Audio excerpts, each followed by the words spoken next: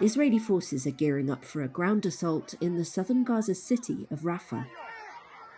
Israel has ordered Palestinian residents to move ever further south over the course of the war, but now there's nowhere obvious to go, prompting the UN to warn Israel against the mass displacement of Palestinians from Gaza.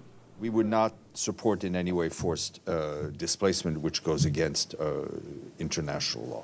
More than half of Gaza's 2.3 million people are sheltering in Rafah, right up to the border fence with Egypt. They're subject to deadly Israeli strikes and dire humanitarian conditions. Aid agencies have warned large numbers of civilians could die and that there's nowhere safe for people to go. They tell you there's a safe place, but on the way they bomb people, Deeb Ghanem says. Many Palestinians say they fear a new Nakba, or catastrophe. That's when 700,000 Palestinians were dispossessed from their homes during the Arab-Israeli War of 1948. United Nations Secretary-General Antonio Guterres has warned of mass displacement for months. This was his spokesperson, Stefan Dujarric, on February 9th. I think what is clear is that people need to be protected, but we also do not want to see any forced displacement, forced mass displacement of people, which is by definition against their will.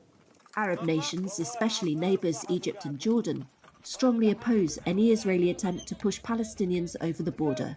Egypt says it will not allow such movement onto its territory and has kept the border closed, only allowing a few thousand foreigners, dual nationals, and a handful of others to cross.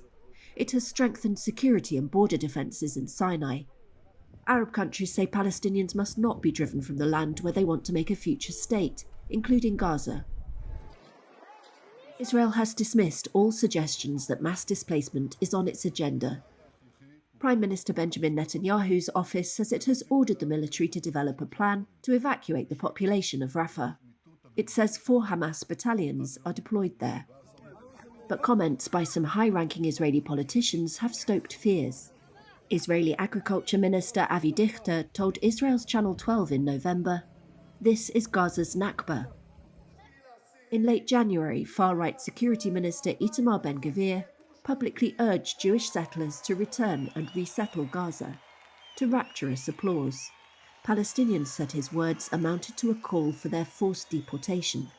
He prompted a reprimand from White House National Security spokesperson John Kirby. Irresponsible, reckless. We have made clear that there can be no reduction in Gazan territory.